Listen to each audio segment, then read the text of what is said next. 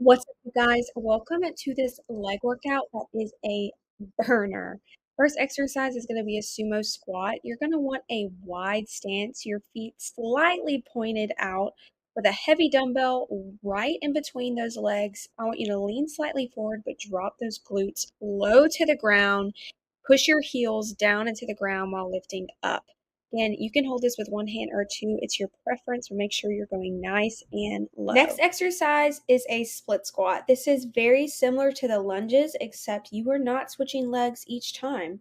You want to split your legs, that back leg being behind your front leg. Make sure that you have balance for this and lower that back knee all the way down to the ground. You do want it at a 90-degree angle and you complete all the reps on one side before moving. Next exercise is going to be a single leg RDL. These are very hamstring concentrated. So you're going to want to have a weight in the opposite arm as your leg is on the ground. Just like a regular RDL, you're going to be lowering that weight to the ground over your toes, but that other leg is going to be rotating up. This is a hip hinge movement. Your knees should not be bending toward the ground. Because you are bending over, you're going to want to keep your core tight the entire time. And again, this weight needs to be over your toes to feel that burn in your hamstring. You should feel this way more concentrated than just a normal RDL. And again, make sure that back leg is rotating. It is a rotating hip hinge movement. Make sure you're not just performing a lunge and bending those knees. Moving on to the next. Next exercise is going to be a heel elevated squat. This is targeting your quads, the front of your legs.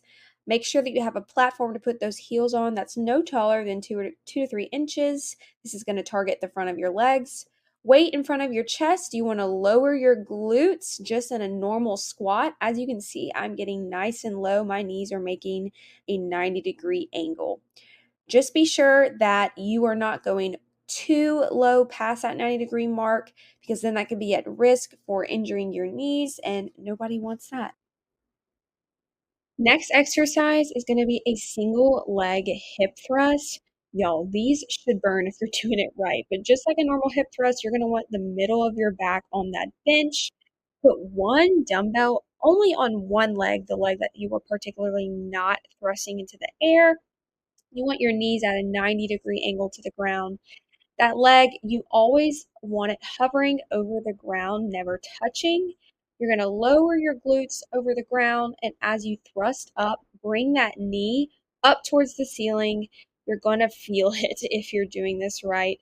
Make sure that that weight is on the leg that is staying on the ground. Keep your core tight and drive those knees up. Again, you don't want your leg touching over the ground, hovering at all times. Guys, I hope you're going to go heavy for this workout. If you do, it should be a good one, and I'll see you in the next one.